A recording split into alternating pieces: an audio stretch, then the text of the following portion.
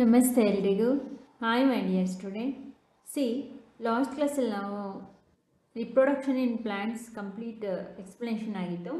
ಇವತ್ತು ಆ ಲೆಸನ್ದು exercise question and ಆನ್ಸರ್ಸ್ನ solve ಮಾಡೋಣ. ಆ್ಯಂಡ್ ಒನ್ ಸಜೆಷನ್ ಏನಂದರೆ, ನಾನು ಲೆಸನ್ ಮಾಡಬೇಕಾದ್ರೆ ಆ ಲೆಸನ್ನ ಪಾರ್ಟ್ ಎಕ್ಸ್ಪ್ಲನೇಷನ್ ಲಾಸ್ಟಲ್ಲಿ ಕೆಲವೊಂದು ಹೋಮ್ವರ್ಕ್ ಕ್ವಶನ್ಸ್ಗಳನ್ನ ಕೊಟ್ಟಿದ್ದೀನಿ ನಿಮಗೆ. ಅದಕ್ಕೂ ಸಹ ನೀವು ಆನ್ಸರ್ ಮಾಡಿಕೊಂಡು ಈ ಎಕ್ಸಸೈಸ್ ಕ್ವಶನ್ ಆ್ಯಂಡ್ ಆನ್ಸರ್ಸ್ನ ನೋಟ್ಸ್ ಮಾಡ್ಕೋತೀರಲ್ಲ, ಇದು ಆ ನೋಟ್ಸ್ ಆದಮೇಲೆ ಅಡಿಷನ್ ಕ್ವಶನ್ಸ್ ಅಂತೇಳಿ ಅದನ್ನು ಸಹ ಹೋಮ್ವರ್ಕ್ ಕ್ವಶನ್ಸ್ಗಳೆಲ್ಲವನ್ನು ಬರ್ಕೊಂಡು ಇಟ್ಕೊಳ್ಳಿ. ಇದು ನಿಮ್ಮ ಸ್ಕೂಲ್ಗಳಲ್ಲಿ ನಿಮಗೆ ಯೂನಿಟ್ ಟೆಸ್ಟ್ಗಳು ಕೊಟ್ಟಾಗ ಟೆಕ್ಸ್ಟ್ ಬುಕ್ ಇನ್ಸೈಡ್ ಕೆಲವೊಂದು ಕ್ವಶನ್ಸ್ ಆ್ಯಂಡ್ ಆನ್ಸರ್ಸ್ನ ಕೇಳ್ತಾರೆ, ಆಗ ತುಂಬ ಯೂಸ್ಫುಲ್ ಆಗುತ್ತೆ. ಆ್ಯಂಡ್ ದೆನ್ ಇನ್ನೂ ಹೆಚ್ಚಿಗೆ text book inside question and answers ಬೇಕು ಅಂದರೆ ಸೈನ್ಸ್ ಕ್ವಶನ್ ಬ್ಯಾಂಕ್ ಅಂತ ಇನ್ನೊಂದು ಚಾನಲ್ ಇದೆ ಲೆಸನ್ ವೈಸು, ಅದನ್ನು ಸರ್ಚ್ ಮಾಡ್ಕೊಳ್ಳಿ ಆ್ಯಂಡ್ ಅದನ್ನು ನೋಡಿ. ನಿಮ್ಗೆ ಇನ್ನೂ ಟೆಕ್ಸ್ಟ್ ಬುಕ್ ಇನ್ಸೈಡ್ಸಲ್ಲಿ ತುಂಬ ಕ್ವಶನ್ ಆನ್ಸರ್ಸ್ ಸಿಗುತ್ತೆ. ಓಕೆ ಮೈ ಡಿಯರ್ ಸ್ಟೂಡೆಂಟ್, ಇವತ್ತು ಇದನ್ನು ಡಿಸ್ಕಸ್ ಮಾಡೋಣ. ಸಿ ರಿಪ್ರೊಡಕ್ಷನ್ ಇನ್ ಪ್ಲಾಂಟ್ಸ್. ಕ್ವೆಶನ್ ನಂಬರ್ 1 ನೋಡಿ. Fill in the blanks.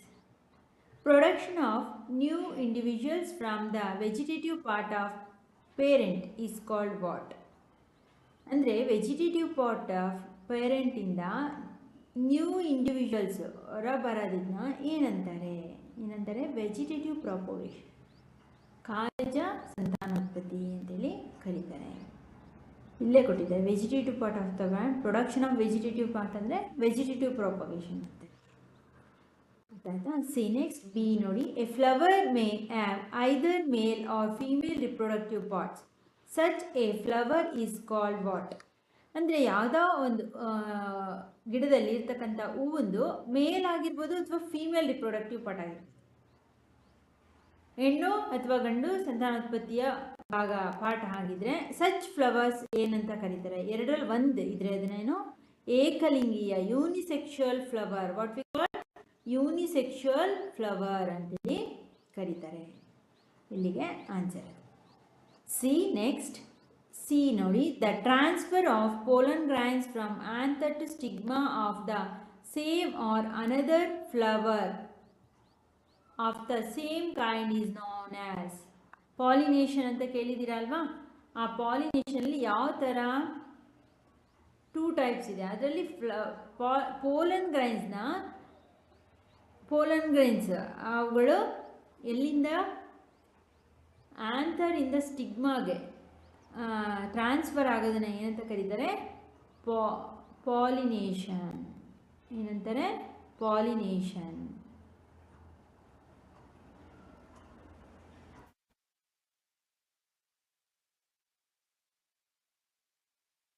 C next D ನೋಡಿ.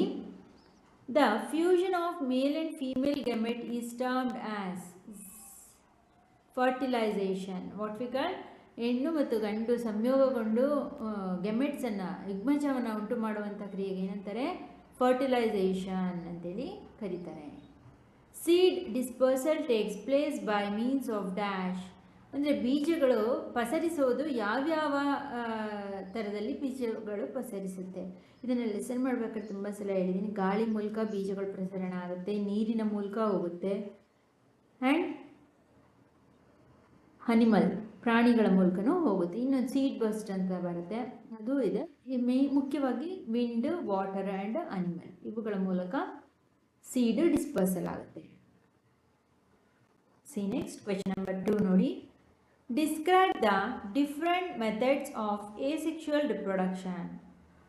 ಅಲೈಂಗಿಕ ರೀತಿಯ ಸಂತಾನೋತ್ಪತ್ತಿಯ ಕೆಲವು ವಿಧಾನಗಳು, ಬೇರೆ ಬೇರೆ ವಿಧಾನಗಳು ಯಾವ್ದು ತಿಳಿಸಿ. ಅದಕ್ಕೆ ಉದಾಹರಣೆ ಗಿವ್ ಎಕ್ಸಾಂಪಲ್ಸ್ ಅಂತ ಕೊಟ್ಟಿದ್ದಾರೆ.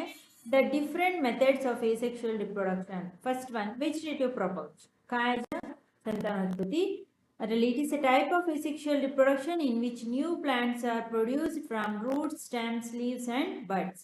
ಇದು ಒಂದು ರೀತಿಯ ಲೈಂಗಿಕ ರೀತಿಯ ಸಂತಾನೋತ್ಪತ್ತಿ ಆಗಿದ್ದು, ಸಸ್ಯಗಳು ಯಾವುದಾದ್ರೂ ಮೂಲಕ ಹೊಸ ಸಸ್ಯಗಳು ಹುಟ್ಟುತ್ತೆ. ರೂಟ್ಸ್ ಬೇರಿನ ಮೂಲಕ, ಸ್ಟೆಮ್ ಕಾಂಡದ ಮೂಲಕ, ಲೀವ್ಸ್ ಎಲೆಗಳ ಮೂಲಕ, ಆ್ಯಂಡ್ ಬಡ್ಸ್ ಮೊಳಕೆಯ ಮೂಲಕ, ಮೊಗ್ಗುವಿನ ಮೂಲಕ ಹುಟ್ಟುತ್ತದೆ. ಅದೆಲ್ಲದಕ್ಕೂ example stem cutting of rose, potato plant sprouting and hive, ginger with new plants sprouting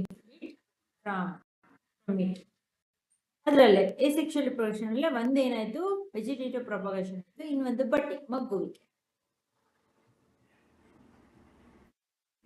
ಮಗ್ಗುವಿಕೆ. Organisms such as hydra, a bud develops from as an outgrowth at one specific site. These buds develop into tiny individuals and when fully mature, detach from the parent body and become new independent individuals. ಇಲ್ಲೇನಾಗುತ್ತೆ, ಹೈಡ್ರಾದಂತಹ ಒಂದು ಸಸ್ಯದಲ್ಲಿ ಏನಾಗುತ್ತೆ, develop and out growth, ಹೊರಭಾಗದಲ್ಲಿ ಇಲ್ಲೆಲ್ಲ growth ಆಗಿದೆಯಲ್ಲ, ಈ ರೀತಿ ಹೊರಭಾಗದಲ್ಲಿ growth ಆಗಿ ಒಂದು ಸ್ಪೆಸಿಫಿಕ್ ಜಾಗದಲ್ಲಿ, ಒಂದು ಸರಿಯಾದ ಒಂದು ಈ ಮೇಲ್ಗಡೆ ಜಾಗದಲ್ಲಿ ಗ್ರೋತ್ ಆಗಿ, these but develop into tiny individuals and fully matured, detach from the parent body and become A new independent. ಈ ರೀತಿ ಪೇರೆಂಟ್ ಪೋಷಕ ಜೀವಿಯಿಂದ ಈ ರೀತಿ ಬೆಳೆದು ಮುಂದಕ್ಕೆ ಹೋಗಿ ಬೆಳೆದು ನಂತರ ಅದೇ ಒಂದು ಹೊಸ ಜೀವಿಯಾಗಿ ಮಾರ್ಪಾಡಾಗಿ ಹುಟ್ಟುತ್ತೆ. ಇದನ್ನ ಬಡ್ಡಿಂಗ್ ಇನ್ ಹೈಡ್ರಾ, ಮಗ್ಗುವಿಕೆ ಅಂತೇಳಿ ಕರೀತಾರೆ. ಅದೇ ರೀತಿ ನೆಕ್ಸ್ಟ್ ಫ್ರಾಗ್ಮೆಂಟೇಷನ್.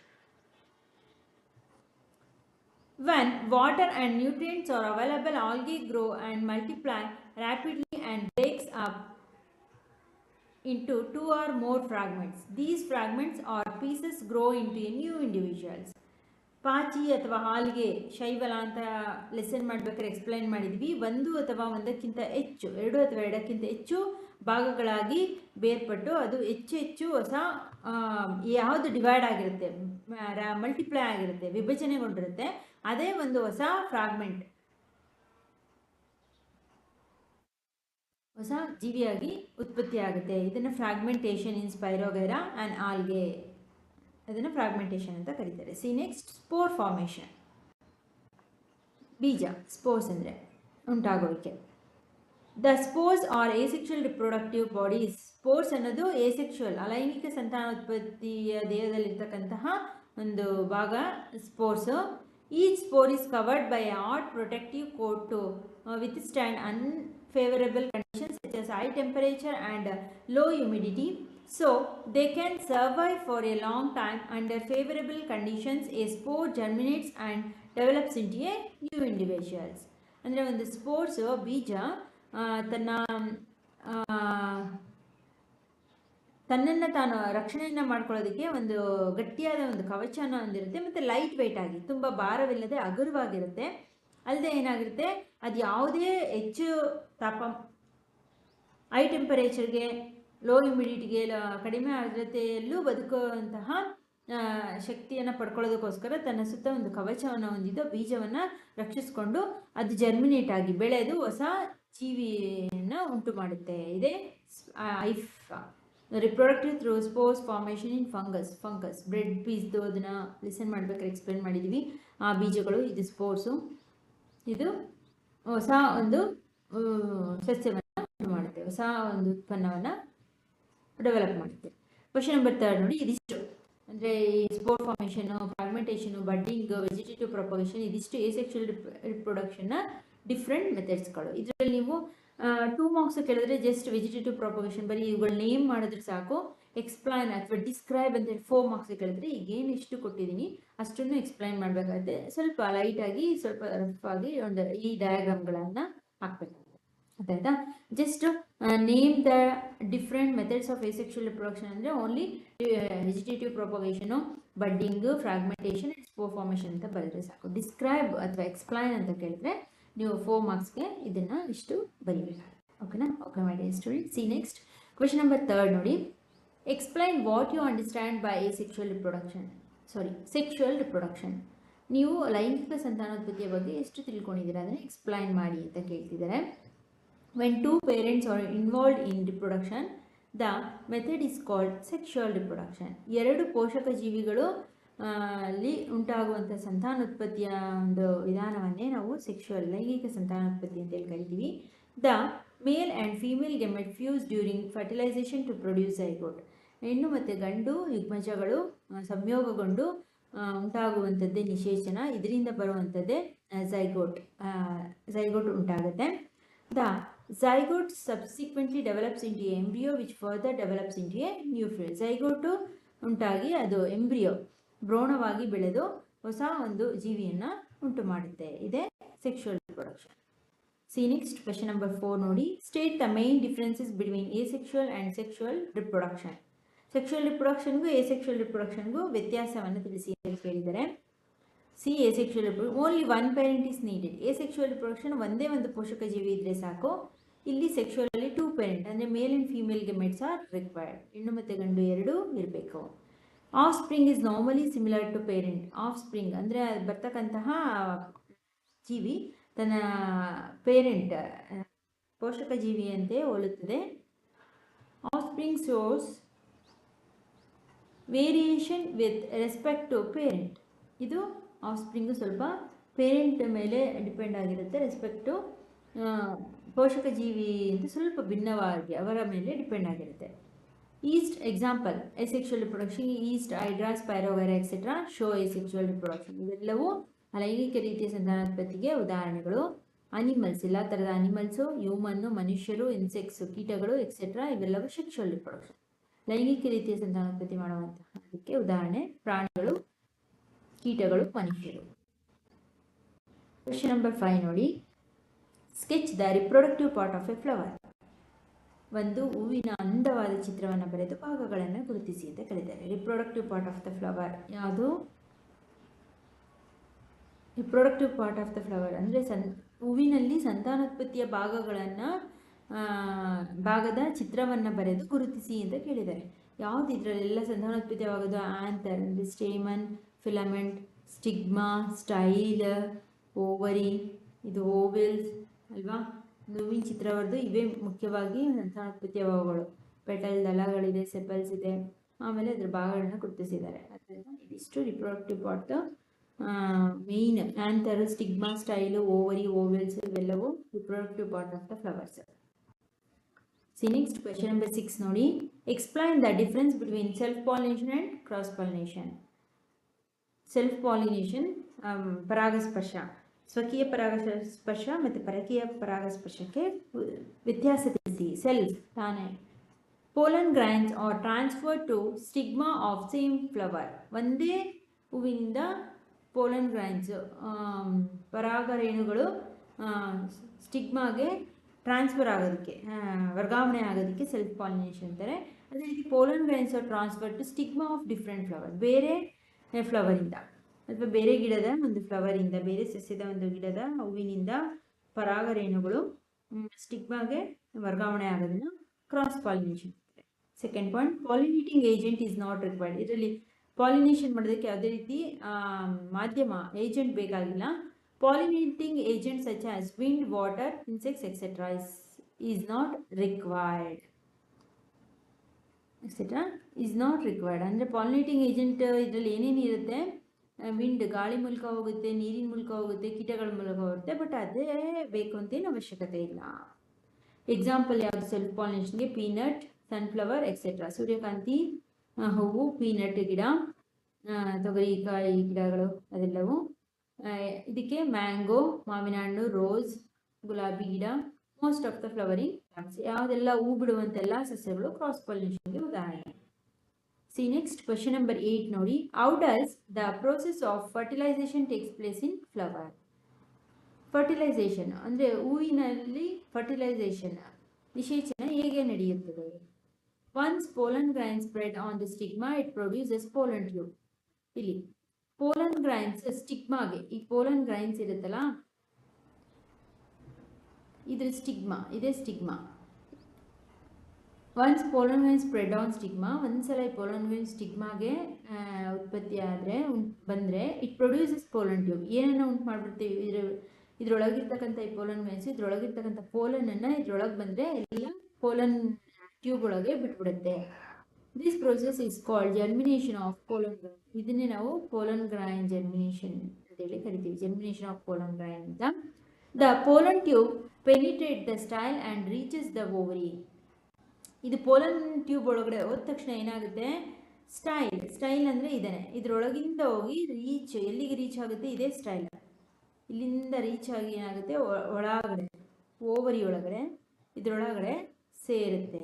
ಚಿತ್ರದಲ್ಲಿ ಕೊಟ್ಟಿದ್ದಾನೆ, ಇದರೊಳಗಡೆ ಹೋಗಿ ಸೇರುತ್ತೆ. Male nucleus is transferred through this pollen tube. Finally, fusion of male and female nuclei takes place inside the ovary. This step is called a fertilization. ಈ ರೀತಿ ಹೋದ ತಕ್ಷಣ ಹೋಗೋದೇ ಮೇಲ್ ಸೆಲ್, ಈ ಪೋಲನ್ ಟ್ಯೂಬ್ ಒಳಗಡೆ ಹೋಗುತ್ತೆ ಮೇಲ್, ಅರ್ಥ ಆಯ್ತಾ. ಒಳಗಡೆ ಫೀಮೇಲ್ ಇರುತ್ತೆ, ಇದೇ ಓವರಿ. ಇಲ್ಲಿ ಫೀಮೇಲ್ ಜರ್ಮ್ ಸೆಲ್ ಇರುತ್ತೆ. ಈ ಫೀಮೇಲ್ ಜರ್ಮ್ ಇದೇನೆ ಹೋದ ತಕ್ಷಣ ಮೇಲ್ ಮತ್ತು ಫೀಮೇಲ್ ಇದು ಇಲ್ಲಿಂದ ಹೋಗುತ್ತಲ್ವ, ಹೋಗಿ ಇದ್ರ ಜೊತೆ ಸೇರಿ ಮೇಲು ಮತ್ತು ಫೀಮೇಲ್ ಎರಡು ಫ್ಯೂಷನ್ ಆಗಿ ಗಂಡು ಮತ್ತು ಹೆಣ್ಣು ಸಂಯೋಗಗೊಂಡು ಫರ್ಟಿಲೈಸೇಷನ್, ನಿಷೇಚನ ನಡೆಯುತ್ತದೆ. ಇದೇ fertilisation in flower. Next question number 8 ನೋಡಿ. Describe the various ways by which seeds are dispersed. ಬೀಜಗಳು ಹೇಗೆ ಬೇರೆ ಬೇರೆ ವಿಧಾನಗಳ ಮೂಲಕ ಪ್ರಸರಣಗೊಳ್ಳುತ್ತೆ, ವಿವರಿಸಿ. ಆನ್ಸರ್ ನೋಡಿ. Following are the various methods of seed dispersal. ಕೆಳಗಿನ ವಿಧಾನಗಳ ಮೂಲಕ ಬೀಜವು ಪ್ರಸರಣಗೊಳ್ಳುತ್ತದೆ.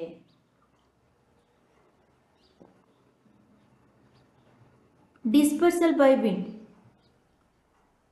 ಗಾಳಿಯ ಮೂಲಕ ಹೇಗೆ ಪ್ರಸರಣಗೊಳ್ಳುತ್ತೆ. Seeds of some plants are light weight and some air like are wing like structures are present on them. Such seeds float on air and are thus dispersed by wind. Example, dandelion, maple, drumsticks, etc.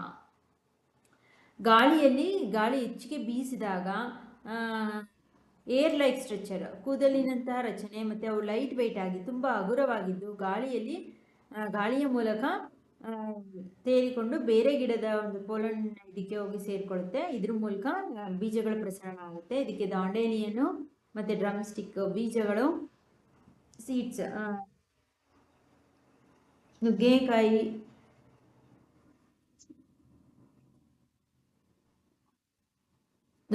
ಬೀಜಗಳು, ಮೇಪಲ್ದು, ದಾಂಡೇಲಿಯನ್ನು ಇವೆಲ್ಲವೂ ಉದಾಹರಣೆ. Dispersal by water, ನೀರಿನ ಮೂಲಕ ಹೇಗೆ ಬೀಜಗಳ ಪ್ರಸರಣ ಆಗುತ್ತೆ. Dispersal by water takes place in some aquatic plants and in some which grow near a water body. Seeds of water lily floats on, thus dispersed by water. The coconut seed has a tough fiber covering which has plenty of air inside. This helps the coconut seeds in floating on water. ನೀರಿನಲ್ಲಿ aquatic plants ಅಂದರೆ ನೀರಿನಲ್ಲೇ ಜಲವಾಸಿ ಸಸ್ಯಗಳು ಏನಾಗುತ್ತೆ, grow near A water body, ನೀರಿನ ಹತ್ರನೇ ವಾಸಿಸೋದ್ರಿಂದ seeds of water ಲಿಲ್ಲಿಯಲ್ಲಿ ನೀರಿನಲ್ಲೇ ವಾಸಿಸುವಂತಹ ಲಿಲ್ಲಿಯ ವಾಟರ್ನ ಬೀಜಗಳು ಏನಾಗುತ್ತೆ, floating, ನೀರಿನಲ್ಲೇ ಹರ್ಕೊಂಡು ತೇಲ್ಕೊಂಡು ನೀರೊಳಗೆ ಸೇರುತ್ತೆ. ಅದೇ ರೀತಿ ಕೊಕೊನಟ್, ಅದು ಹೆಚ್ಚಿನ ಫೈಬ್ರಸ್ ಕವರಿಂಗ್ ಇರುತ್ತೆ, ನಾರು ಪದಾರ್ಥ ಹೆಚ್ಚಿರೋದ್ರಿಂದ ಅದರಲ್ಲಿ ಏರ್ ಪ್ಲೆಂಟಿ ಆಫ್ ಏರ್ ತುಂಬಿಕೊಂಡಿರುತ್ತೆ, ಹೆಚ್ಚಿನ ಪ್ರಮಾಣದ ಗಾಳಿ ತುಂಬಿಕೊಂಡು ನೀರಿನಲ್ಲಿ ಕೊಕೊನಟ್ ತೆಂಗಿನಕಾಯಿಯ ಬೀಜವು ತೇಲುತ್ತದೆ. ತೆಂಗಿನಕಾಯಿ ಒಣಗೋಗಿರುತ್ತಲ್ಲ, ಅದನ್ನು ನೀರಿಗೆ ಬಿಟ್ಟರೆ ತೇಲುತ್ತೆ. ಹೆಚ್ಚಿನ ನಾರು ಪದಾರ್ಥ ಒಣಗೋಗಿರ್ತಕ್ಕಂಥದ್ದನ್ನು ಹೆಚ್ಚಿನ ನಾರು ಮತ್ತು ಗಾಳಿ ತುಂಬಿಕೊಂಡು ತೇಲ್ತಿರುತ್ತೆ. ಡಿಸ್ಪರ್ಸಲ್ ಬೈ ಅನಿಮಲ್ಸ್ಗಳಿಂದ ಹೇಗೆ ತೇಲುತ್ತೆ ಅಂತೇಳಿ.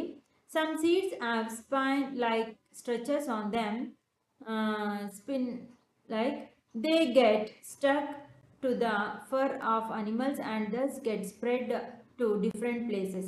ಈ ಮುಳ್ಳುಮುಳ್ಳಾಗಿರ್ತಕ್ಕಂತಹ ರಚನೆಯ ಬೀಜಗಳನ್ನು ಹೊಂದಿರುತ್ತೆ ಕೆಲವೊಂದು ಬೀಜಗಳು. ಅವುಗಳೇನು ಅನಿಮಲ್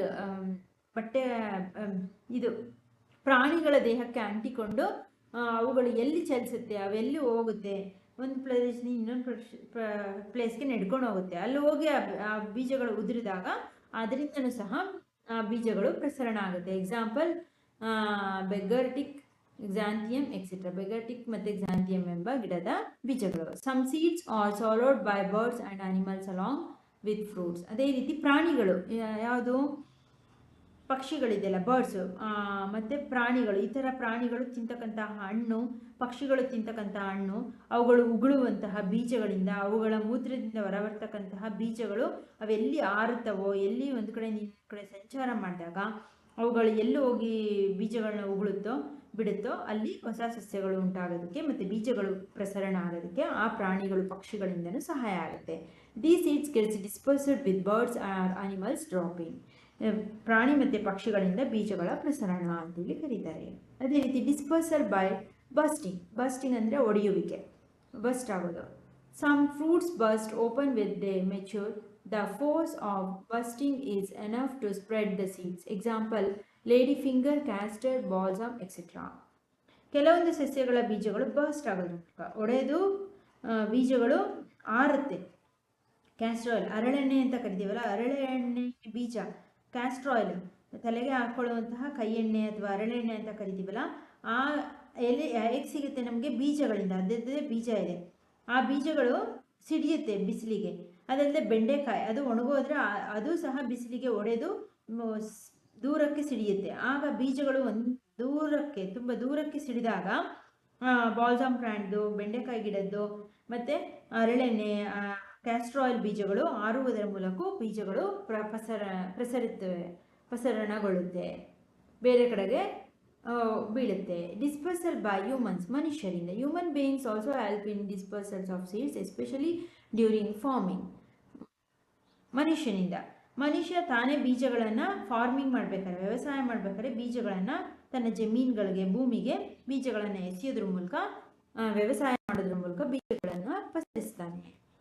ಕ್ವೆಶ್ಚನ್ ನಂಬರ್ 9 ನೋಡಿ, match the following. Bud, eyes, fragmentation, wings, spores.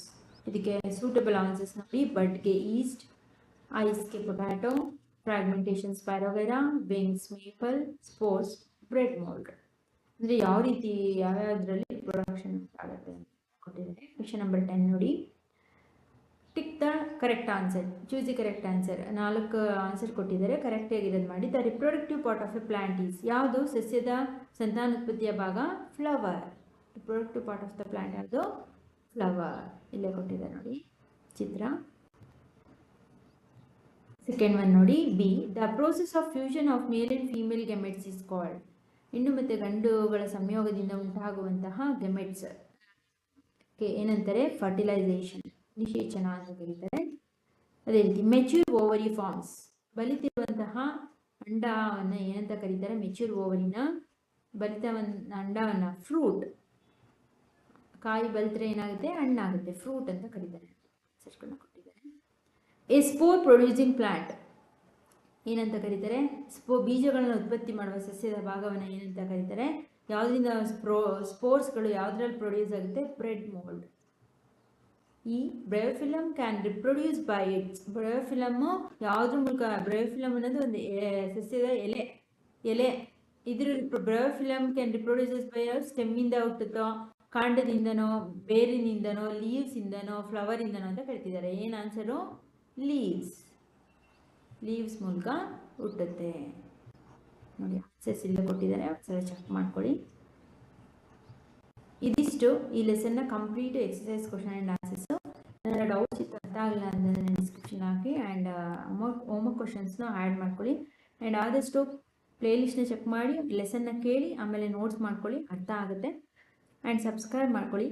And ನಿಮ್ಮೆಲ್ಲ ಫ್ರೆಂಡ್ಸ್ಗಳು ಕನ್ನಡ ಮೀಡಿಯಮ್, ಇಂಗ್ಲೀಷ್ ಮೀಡಿಯಮ್ ಯಾರೇ ಇದ್ದರೂ ಶೇರ್ ಮಾಡಿ, ಅವರು ಈಸಿಯಾಗಿ ಕಲ್ತ್ಕೊಳ್ಳಿ. ಆ್ಯಂಡ್ ಸಬ್ಸ್ಕ್ರೈಬ್ ಮಾಡಿಕೊಂಡ್ರೆ ಸರ್ಚ್ ಮಾಡೋ ಅವಶ್ಯಕತೆ ಇರಲ್ಲ. ಹಾಗಾಗಿ ಸಬ್ಸ್ಕ್ರೈಬ್ ಮಾಡಿಕೊಂಡು 1 or 2 ಟೈಮ್ ವೀಡಿಯೋನ ಕೇಳಿ. ಓಕೆನಾ? Okay my dear student.